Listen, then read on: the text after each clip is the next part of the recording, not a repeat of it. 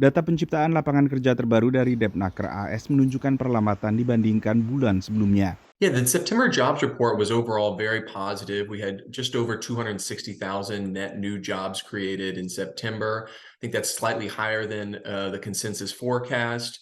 While jobs growth is slowing, we've yet to see sort of a real crack in this very strong labor market. And so I think that's the overwhelming encouraging mark from today's report.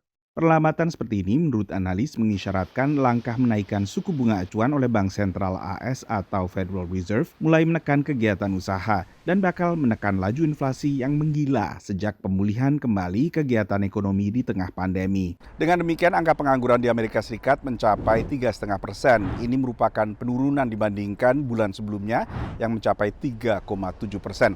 Sepintas ini perkembangan positif. Tapi bila dilihat data di baliknya, sebagian analis justru khawatir.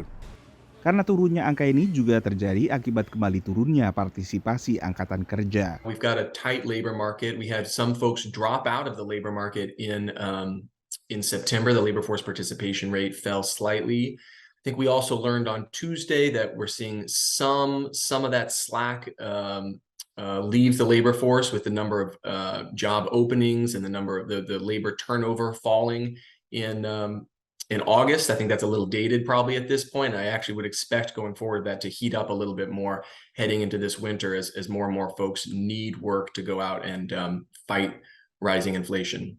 Data terpisah menunjukkan ketimpangan antara lowongan kerja yang belum terisi dengan warga yang menganggur mulai menipis. Jumlah lowongan pada Agustus sekitar 1 juta lebih sedikit dibandingkan Juli, menurut Job Openings and Labor Turnover Survey atau JOLTS. You know, at one point you had slightly more than 2-to-1 job openings per available worker. And it's rare that you see that throughout history. It shows really how tight the labor market had become. That was a key focus for the Fed because such tight conditions are really driving up wage inflation, right? And that's part of the equation that the Fed wants to try and tackle here. So with this morning's weaker JOLTS numbers, you know, it's giving traders, investors pause, and it's really sort of resurrecting the debate on, you know, number one, peak inflation. Is it starting, you know, to look as if it's behind us? Di sisi lain, penurunan ini dikhawatirkan mengarah pada resesi ekonomi, bila pun resesi ringan. Dari Washington DC, Nova Purwadi dan tim VOA.